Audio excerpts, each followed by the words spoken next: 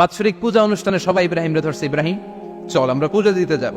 সাইয়েদনা ইব্রাহিম ফানাযারা নাযরাতান ফিন নুজুম, তাকালেন আকাশে আর বললেন ইন্নী সাকিম, আমি যেতে পারবো না, অসুস্থ। আমি কি আসলে সুস্থ ছিলেন? তো অসুস্থ বললেন কেন? কারণ অসুস্থতা দুই ধরনের, চিল্লায় বলেন, একটা শারীরিক আর একটা। সাইয়েদনা ইব্রাহিম মানসিকভাবে প্রচন্ড বিপর্যস্ত ছিলেন, অসুস্থ ছিলেন। এর কারণ গোটা উম্মাত মূর্তির পূজা করে, এই দৃশ্য দেখে কোনো নবী মানসিকভাবে সুস্থ থাকতে পারে? উনি বললেন আমি অসুস্থ, তোমরা যাও। সবাই বলল ঠিক আছে আমরা যাই। ইব্রাহিম তুই আমাদের ঘরের মূর্তিগুলারে পাহারা দে।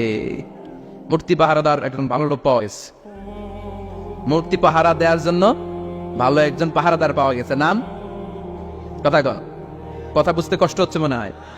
মূর্তি পাহারা দেওয়ার জন্য কারে পাওয়া গেছে? সাইয়েদনা ইব্রাহিম কয় ঠিক আছে আজকে পাহারা দি, মুজাম্মের পাহারা, যা তোরা দিতাছি পাহারা দিতেছি যা। এইবার সাইয়েদনা ইব্রাহিম মূর্তির ঘরে ঢুকলেন, দেখেন কি সুন্দর কথোপকথন আল্লাহ তুলে ধরলেন। আল্লাহু আকবার। মূর্তির ঘরে, দেবীর ঘরে ঢুকে উনি ঘুরে ঘুরে তাকায়, দেখে একটা এমনি করে আরেকটা ব্যাগ করে 14-15টা হাত নিয়ে তাকায় আছে। উনি সবগুলোর সামনে এভাবে তাকায় আছে, দেখে এক একটা এক এক চেহারা, একটা হাতির গণেশ স্টাইলের, আরেকটা এরকম, আরেকটা নারীর, আরেকটা বাঘের, আরেকটা তলোয়ার নিয়ে আইতাছি কোপায় ফেলাবো, আছে না নাই? সবগুলোর সামনে যায়, যে যে দেখে আর অবাক হয় কত ধরনের খোদার কাছে এরা কত কিছু চায়। আর যে দেখে প্রত্যেকটার সামনে ডেজার্টস আইটেম, মিষ্টান্ন, এক একটার সামনে রসমালাই, এক একটার সামনে কালো জাম, লাল জাম, রসগোল্লা, চামচাম, দুধ মালাই, মালাই চপ, আছে না নাই? যে পানি চলে আসছে নাকি? সাইয়েদনা ইব্রাহিম অবাক, কি রে এত মূর্তি, এত ডিজাইন, এত ভাবে এরা অঙ্গভঙ্গি করে আছে, এত খাবার দেয়া, খায় না কেন? সাইয়েদনা ইব্রাহিম ভাবলেন মনে হয় নাগাল পাই না, আমি একটু তুল্লা ধরি। উনি রসমলাইয়ের বাটিটা নিয়ে যেটা হা করে আছে ওইটার সামনে যায়, কয় খা। কি কয়? বানাই কইতেছি মনে হয়। ফারাগা ইলা আলিহাতিহিম, মূর্তিগুলোর কাছে গেলেন। ফাকালা আলা তাকুলুন, খাবি না? খাবি না দাদা, আমি কিছু খা, কোরআন থেকে বলছে, ঠিক কিনা? উনি ভাবলেন ওরা হয়তো খেতে পারে না, নাগাল পাচ্ছে না, কিংবা আমার দেখে লজ্জা পাচ্ছে। নিজ থেকে রসমলাইয়ের বাটি তুলে ধরলেন, উনি বললেন খা, আর ওগুলা কয় হা হা করে নড়েও না চড়েও না। উনি মুখের সামনে তুলে ধরে বললেন আলা তাকুলুন, খা। সবগুলার সামনে গেলেন, খা খা, কেউ খায় না, ওগুলো হা করে আছে। সাইয়েদনা ইব্রাহিম বললেন খা, কেউ কথা কয় না। উনি বললেন খাবি না কেন? তাইলে কথা ক। এই যে কষ্ট করে উড়াইলি, মুখের সামনে দিলাম, খাবি না কেন? কথা বল। আলা তাকুলুন, খাবি না কেন? কথা বল। মা লাকুম লা তাতাকাল্লামুন, খাবি না কেন? মা লাকুম লা তানতিকুন, হয় খা নয় কথা ক। বলতেই লাগলেন খা খা, প্রত্যেকটা মূর্তির সামনে গেলেন, খা, ওগুলো করে আছে হা, কোনো কথা কয় না। কয় কেন খাবি না? তাহলে কথা ক। খায়ও না, কথাও কয় না। আপনার ছেলে বায়না ধরছে, আব্বা চানাচুর দাও। কি খাম? চানাচুর কিনে দিলেন, এই নে চানাচুর। এখন চানাচুর খায় না। কিরে বাপ খাবি না কেন? কথাও কয় না, খায়ও না, কথাও কয় না। এখন বাকি আছে কোনটা? কথা কর। ফারাগা আলাইহিম দারবাম বিল ইয়ামিন, ডান হাতে কোপানো শুরু করলেন। ইচ্ছা মতো ঘুষি কিল মারতে মারতে মূর্তিগুলার সাইজ। ফারাগা আলাইহিম দারবাম বিল ইয়ামিন, এক একটা নবীর হাতে জান্নাতি শক্তি দিয়েছে কে? খা নাইলে কথা ক। খায় না, কথাও কয় না, বাকি আছে মায়ের। মারতে শুরু করলেন, মারতে মারতে সব শেষ। তারপরে খুঁজে পেলেন একটা কুড়াল। কি পেলেন? কুড়াল দিয়ে মারতে আরো সুবিধা, খালি এটা এভাবে মারে, ওইভাবে মারে। মারতে মারতে যতগুলো মূর্তি ছিল সবগুলো মেরে বড় মূর্তিটার গায়ে মারতে যাবে, in the mean time stop, না এটারে মারো না। ফাজআলাহুম জুদাদান, সবগুলোর টুকরা টুকরা, ইল্লা কাবীর আল্লাহুম, 12টা ছাড়া ওইটারে রেখে দিলেন। আর বুদ্ধি করে কুড়ালটারে বড়টার কাঁধে ঝুলাইয়া দিলেন, বড় মূর্তিটার কাঁধের মধ্যে ঝুলাই দিলেন। ঘটনাটা সুন্দর হয়েছে না? এখন কেমন যেন মনে হয় এটা কুপাইয়া দাঁড়া রয়েছে বাবার বেটার মতো। বড় পূজার শেষ, পূজার দিনক্ষণ শেষ। বিকেলবেলা পূজা মণ্ডপ থেকে সব এসে দেখে সর্বনাশ। পাহারাদার ইব্রাহিম কই, আনতা ফাআলতা হাযা বিআলিহাতিনা ইয়া ইব্রাহিম। ইব্রাহিম সর্বনাশ কে কইছে? তুই কইছত নি? কই আইনো, বড়টাই কইছে, ওইটারে জিজ্ঞেস করো।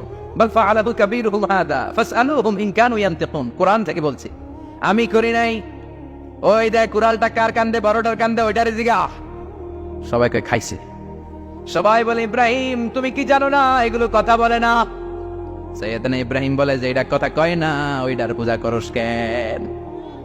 যেটা কথা বলে না, যে এটা নিজেরাই নিজেদেরকে মায়ের থেকে বাঁচাতে পারে না, নিজেরাই নিজেদেরকে রক্ষা করতে পারে না, তোরে কিভাবে রক্ষা করবে? এগুলোর পূজা কেন করিস?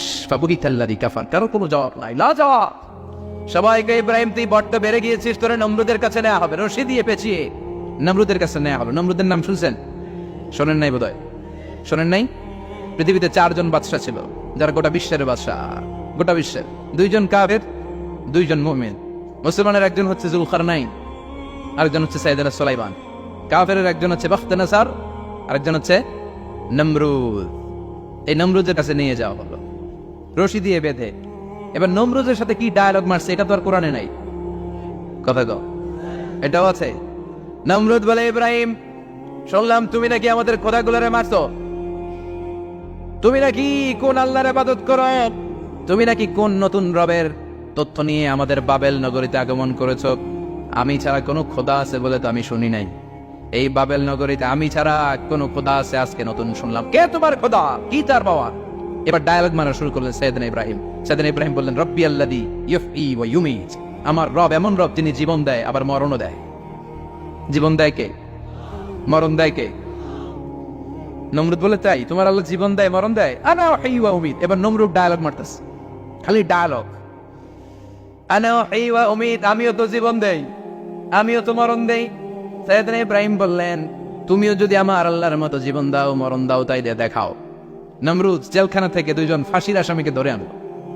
ধরে এনে একটা ধারালো ছুরি নিয়ে প্রথম আসামির পেটের ভিতরে দা করে ছুরিটা ভরে দিয়েছে। ফিনকি দিয়ে রক্ত ছুটলো, লোকটা ছটফট ছটফট ছটফট করতে করতে দুনিয়া থেকে বিদায়। এবার পেট থেকে ছুরিটা বের করে দ্বিতীয় আসামির পেটের মধ্যে ঢুকাতে যাবে ধা করে। In the mid time stop, ঢুকায় নাই, পেটে ঢুকাইতে যাবে ঢুকায় নাই। ইব্রাহিম, এই যে দেখো, তোমার সামনে প্রথম লোকটারে আমি জীবন মৃত্যু দিলাম, আর এটারে মৃত্যুর পথ থেকে বাঁচাই, এটারে আমি জীবন দেব। প্রথমটারে দিলাম জীবন, পরেরটারে দিলাম, প্রথমটারে দিলাম মরণ, পরেরটারে দিলাম জীবন। তোমার রব যে যেরকম করে জীবন দেয় আর মৃত্যু দেয়, আমিও জীবন দেই, আমিও মৃত্যু দেই। চিল্লায় পড়েন নাউযুবিল্লাহ। সাইয়েদনা ইব্রাহিম বিপদে পড়ে গেলেন, তাই তো, আসলেই তো প্রথম লোকটারে মৃত্যু দিল, তাই নাই? কথা কর, ছুরি মেরে রক্ত বের করে ওর মৃত্যু দেয় নাই। পরের লোকটারও একই ভাবে মৃত্যু দিতে যে সেখান থেকে বাঁচিয়ে জীবন দিল। বেজাল আছে না নাই? এবার সাইয়েদনা ইব্রাহিম বলে, ফাইন্নাল্লাহ ইয়াতি বিশ-শামসি মিনাল মাশরিকি ফাতি বিহা মিনাল মাগরিবি ফাবুহিতাল্লাযী কাফার। সাইয়েদনা ইব্রাহিম বললেন, বুঝলাম তুমি আমার আল্লাহর মতো জীবন দাও, বুঝলাম তুমি আমার আল্লাহর মতো মরণ দাও, কিন্তু নমরুদ খেয়াল করে শোনো, আমার আল্লাহ প্রতিদিন সকাল বেলায় পূব আকাশ থেকে জল জলে সূর্যটা উঠায়। তোমার যদি এরকম কোন ক্ষমতা থাকে, তুমি আগামীকাল সকাল থেকে পূর্ব দিক থেকে সূর্য না উঠিয়ে পশ্চিম দিক থেকে সূর্যটা উঠাও। ফাবুহিতাল্লাযী কাফার। এবার ধরা গেছে, এবার জায়গার মধ্যে ধরা, একেবারে স্টপ, লা জবাব। নমরুদের মুখে কোনো জবাব নাই।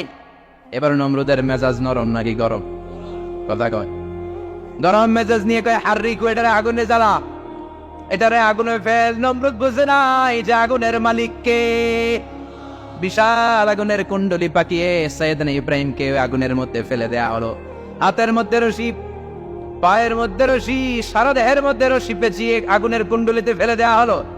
মুহূর্তের মধ্যে আগুনের প্রজ্বলন শক্তি ওই রশিগুলোকে জ্বালিয়ে পুড়িয়ে ছারখার করে দেয়, কিন্তু সাইয়েদনা ইব্রাহিমের দেহের একটা পশমও জ্বালায় না। যে রশি দিয়ে টাইট করে বাঁধছে, ওনার দেহের সাথে লাগানো টাচ করা রশি, ওই রশি জ্বলে যায়, কিন্তু সাইয়েদনা ইব্রাহিমের পশম জ্বলে না। চিল্লায় পড়েন আল্লাহু আকবার। যদি তোমাদের মাঝে কেউ ইব্রাহিমের মতো ঈমান আনিতে পারো, অগ্নিকেও পুষ্প বলে পরিণত করিতে পারো, ঠিক কিনা? মুসার মতো ঈমান হলে রাস্তা হবে সাগর জলে, ইউসুফের মতো ঈমান হলে একে একে দরজা খোলে। সাইয়েদনা ইব্রাহিমের মতন ঈমান যদি আজ থাকে বিদ্যমান, অগ্নিকুণ্ডে দেখতে পাবে খুবসুরতে ফুলবাগান, ঠিক কি না? ওই ঈমানটা দরকার। ওই ঈমান যদি ঈমানের মতো হয়, আগুনের কুণ্ডলকে ফুলবাগান বানিয়ে দিবে কে? সাইয়েদনা ইব্রাহিম বসে রইলেন। নমরুদ কয়, আরো আগুন জ্বালা, এলাকার বড় বড় গাছগুলো তক্তাগুলো কেটে আগুনের কুণ্ডলিতে ফেল। তক্তা লাকড়িগুলো আগুনের কুণ্ডলিতে ফেলা মাত্র দাউ দাউ করে লাকড়িগুলোকে, তক্তাগুলোকে আগুন জ্বালিয়ে দেয়, কিন্তু সাইয়েদনা ইব্রাহিমকে জ্বালায় না। সুবহানাল্লাহ। আগুনের মালিক কে? ওই আল্লাহ আজও আসে না নাই? তিনি আগুনটা অর্ডার করলেন, সৃষ্টির শুরু থেকে তোকে একটা ধর্ম দিয়েছি, সব জ্বালিয়ে দেয়া, পুড়িয়ে দেয়া, আজকে কয়েকদিনের জন্য তোর ধর্মটাকে আমি স্টপ করে দিলাম। চিল্লায় পড়েন আল্লাহু আকবার। قُلْنَا يَا نَارُ كُونِي بَرْدًا وَسَلَامًا عَلَى إِبْرَاهِيمَ। আল্লাহ বললেন, আগুন খবরদার, আমার ইব্রাহিমের গায়ের যেন পশম না পড়ে যায়, কারণ ইব্রাহিমের সন্তান হবে ইসমাইল, আর ওই ইসমাইলের বংশে আমি পাঠাবো আখিরি জামানার পয়গাম্বর। ইব্রাহিমের জন্য কিছু না হয়, কোন ইবারদা, ঠান্ডা হয়ে যা, কি হয়ে যা, কিন্তু এত বেশি ঠান্ডা পাবি না যাতে ইব্রাহিমের সর্দি না লেগে যায়। সুবহানাল্লাহ। আগুন বলে আপনি বললেন কোন ইবারদা, ঠান্ডা হ, আবার কোন এত ঠান্ডা হবি না যাতে সর্দি না লাগে, কেমন ঠান্ডা হবো? আল্লাহ বললেন সালামান আলা ইব্রাহিম, সালাম হয়ে যা, শান্তির গুলবাগিচা হয়ে যা, এয়ার কন্ডিশন নাতি শীতুষ্ণ হয়ে যা। চিল্লায় পড়েন আল্লাহু আকবার। 40 দিন ছিলেন এই আগুনের কুণ্ডলিতে, কিচ্ছু হয় নাই। সুবহানাল্লাহ পড়বেন না? শেষ জীবনে উনি ওনার নাতিপুতিদের সাথে গল্পের সময় বলতেন যে আমার জীবনের সবচেয়ে আরামদায়ক সময় কাটিয়েছি আমি ইব্রাহিমের আগুনের, নমরুদের আগুনের কুণ্ডলির ভেতরে থেকে। চিল্লায় এখন সুবহানাল্লাহ। তার মানে পুরো আগুনের কুণ্ডলির গুলবাগিচা বানিয়ে দিয়েছে কে? ওনার জীবনের শ্রেষ্ঠ সময় নাকি এটা?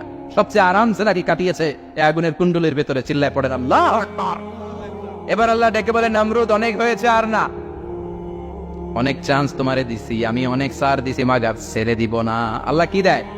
ছাড় দেয়, ছেড়ে দেয় না। মনে থাকবে? চিল্লায় বলেন তো আল্লাহ কি দেয়? কি দেয় না? নমরুদ রে এতক্ষণ ধরে কি দিছে, কিন্তু কি আল্লাহ ছেড়ে দিবে?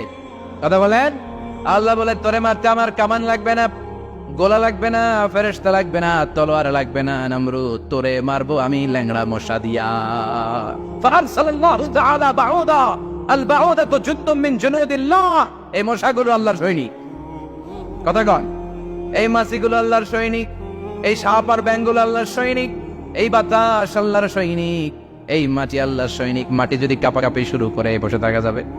কথা কন। ভূমিকম্প হইলে সব দৌড়াদৌড়ি আছে না নাই?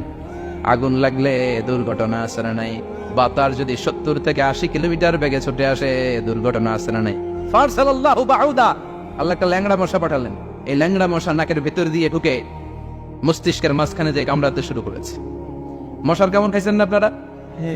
শীতকালে যখন আমরা কম্বল মোড়া দিয়ে ঘুমাই, কানের সামনে যখন পন পন শুরু করে, কেমন লাগে? কি বিরক্তি লাগে না? আবার ছেড়ে টেরে আবার শুই, আবার পন পন।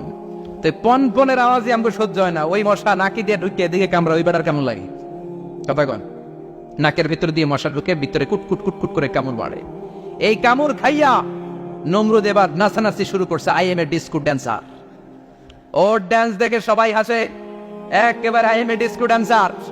ওর ড্যান্স দেখে সবাই অবাক, ঘটনা কি? খোদাই লাফায়। এতদিন ধরে সবাই নমরুদের পূজা করতো আর বলতো নমরুদ সবচেয়ে বড় খোদা, নমরুদ সবচেয়ে। এখন খোদা কি করে? ড্যান্স দেয়। চিল্লা এখন কি দেয়? এবার নমরুদ বাঁচার জন্য মাথার মধ্যে আঘাত করে, কিন্তু মশা বের হয় না। চিল্লায় আওয়াজ করে উত্তরে বলেন, মশা ঢুকছে কার অর্ডারে? এই মশা বেরোবেও কার অর্ডারে? মাথার মধ্যে আঘাত করে, খুশি মারে, কিল মারে, কিন্তু মশা বের হয় না। এবার আশেপাশের যারা আছে খাদেম কুদ্দাম কয়, তোরাও খুশি মার। খাদেম কুদ্দাম মনে মনে কয়, আজীবন অনেক মারছস, আজকে আমরা মারু। সুযোগ পায়া কিলের উপর কিল আর খুশি। আজীবন অনেক কাজ করাইছিস আমাদেরকে দিয়ে, অনেক জুলুম করেছিস, আজকে সুযোগ পেয়েছে মতো মাইরা লই। খাদেম কুদ্দাম ওরাও কি খুশি। ঘুষাইতে ঘুষাইতে চেহারার মানচিত্র পাল্টাই দিছে, মাকে মশা বের হয় না। এই মশা ঢুকছে কারা দেশে? কথা কন। এই মশাটা যদি বেরোতে হয়, অর্ডার লাগবে একজনের। চিৎকার করে বলেন, চিনি কে? নিজেও মারে, বের হয় না। খাদেম খুদ্দামরা মাথার মধ্যে কিল খুশি মারে, বের হয় না। নমরুদ কয়, এবার আমারে জুতা মার। কি মার?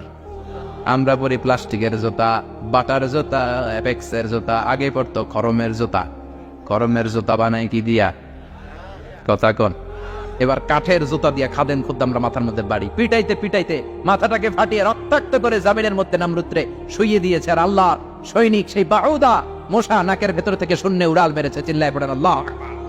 তার মানে এত শক্তিশালী হয়েও, গোটা বিশ্বের রাজা হয়েও নমরুদের ক্ষমতা নমরুদরে বাঁচাতে পারে নাই। চিল্লায় পড়েন ঠিক কিনা?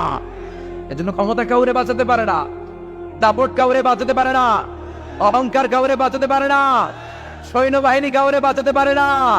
বাঁচাতে পারে একজন। চিৎকার করে বলতে হবে, তিনি কে?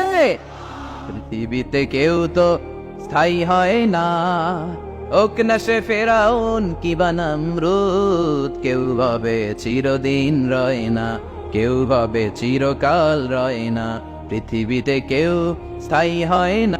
নমাজে পড়ো আজ দিলে মে তোমার চরণ তলে, হৃদয় যায় নামাজ। এ নামাজি আমার ঘরে নামাজে পড়ো আজ দিলে মে তোমার চরণ তলে, হৃদয় যায় নামাজ। আল্লাহু আকবার পড়েন। তিনি দোয়া করলেন, আল্লাহ রব্বি জালনি মুকিমাস সালাহ, আল্লাহ আপনি আমার নামাজ কায়েমকারী বানান। কি কায়েমকারী? নামাজ। তার মানে নামাজ পড়লে সবাই মিলে পড়তে হবে, ঠিক কি না? নামাজ কায়েমকারী বানান, আমার সন্তান ইসমাইলের নামাজ কায়েমকারী বানান, আমার দোয়াটা কবুল করেন। কবুল করে নিল কে? আবার বললেন আল্লাহ মক্কার নিরাপদ বানান, কবুল করলো কে? আবার বললেন ওবাস ফীহিম রাসূলা, আল্লাহ এই শহরে একজন নবী পাঠান, কবুল করলো কে? যত দোয়া করছে সব কবুল করে নিল কে? এজন্য সাইয়েদনা ইব্রাহিমের জীবনী থেকে কি কি শিক্ষা গুনতে শুরু করেন? নাম্বার 1, আল জিহাদু দিদ্দা শিরক। ওনার জীবন থেকে প্রথম শিক্ষা হচ্ছে শিরকের বিরুদ্ধে জিহাদ। মুমিনের জীবনে জিহাদ চলবে কিসের বিরুদ্ধে? শিরক। উনি মূর্তির সাথে আপোষ করে নাই, গাছের সাথে আপোষ করে নাই, মাছের সাথে আপোষ করে নাই, ধ্রুবতারা চাঁদ সূর্যের সাথে আপোষ করে নাই। উনি এক আল্লাহকে খুঁজে পেয়েছে। চিল্লায় বলেন ঠিক কি না? আল্লাহ সব গুনাহ ক্ষমা করে, শিরকের গুনাহ ক্ষমা করে। 2 নাম্বার শিক্ষা হচ্ছে সত্যকে অন্বেষণ করতে হবে। ওইটা আমার বাবার বিরুদ্ধে যাক, ওইটা আমার দাদার বিরুদ্ধে যাক, ওইটা আমার দলের বিরুদ্ধে যাক, ওইটা আমার মতের বিরুদ্ধে যাক, সত্য যেখানে আমিও সেখানে। চিল্লায় এখন ঠিক কি না? এটা হচ্ছে সাইয়েদনা ইব্রাহিম আলাইহিস সালামের ঈমান স্পিরিট। শিরকের বিরুদ্ধে মুমিন জিহাদ করবে, সত্য যেখানে আছে মুমিন তালাশ করে সেটাকে ছিনিয়ে আনবে। সাইয়েদনা ইব্রাহিমের জীবনী থেকে 3 নাম্বার শিক্ষা হচ্ছে ভিশনারি অ্যাটিটিউডের হতে হবে মুমিনের। আমরা খালি 10 বছরের হিসাব করি, 20 বছর, 50 বছর। ইহুদিরা হিসাব করে 200 বছরের। কোন কাজ করার আগে 200 বছর পরে কি হইতে পারে ওইটা হিসাব করে। সাইয়েদনা ইব্রাহিম এরকম ভিশনারি ছিলেন, এই জন্য দোয়া করেছেন রব্বানা ওয়াবআস ফীহিম রাসূলা। আল্লাহ যদিও দূর প্রান্তর জনমানব এই একটা এলাকা, আপনি এলাকায় এমন একজন নবী পাঠান যেই নবীর আঁচলের নিচে গোটা বিশ্বটা একত্রিত হয়ে যাবে। কবুল করলেন কে? কি ভিশন দেখছেন, কি ভিশনারি অ্যাটিটিউড। তিনি তখন থেকেই বিশ্বনবীকে দেখতে পেয়েছিলেন। এজন্য ভিশনারি অ্যাটিটিউডের হন, স্বপ্নবাজ হন। স্বপ্ন সেটা না যেটা মানুষ ঘুমিয়ে ঘুমিয়ে দেখে, স্বপ্ন সেটা যেটা অর্জনের আকাঙ্ক্ষা মানুষকে ঘুমাতে দেয় না। এটা ছিলেন সাইয়েদনা ইব্রাহিম, ভিশনারি অ্যাটিটিউডের ছিলেন। 4 নাম্বার শিক্ষা যোগ্য প্রজন্ম তৈরি করে যাওয়া। উনি কি প্রজন্ম তৈরি করছে দেখেন। প্রথম ছেলে ইসমাইল, দ্বিতীয় ছেলে ইসহাক। ইসহাকের চ্যানেলে বনি ইসরাইলের সব নবীর আসলো, আর এই চ্যানেলে বিশ্ব নবী আসলো। তার মানে বাপকা বেটা সিপাহিকা গোড়া। প্রজন্ম তৈরির দরকার আছে না নাই? শিরকের বিরুদ্ধে লড়াইয়ের দরকার আছে না নাই? আর নবীদেরকে মডেল হিসেবে মানার দরকার আছে না নাই? আমাদের মডেল কি কবিরা না নবীরা? নায়করা না নবীরা? নেতা নেত্রীরা না নবীরা? আমরা যেন নবীদেরকে মডেল হিসেবে মেনে জান্নাতে উপযুক্ত হতে পারে। আল্লাহ তুমি তৌফিক দান করো।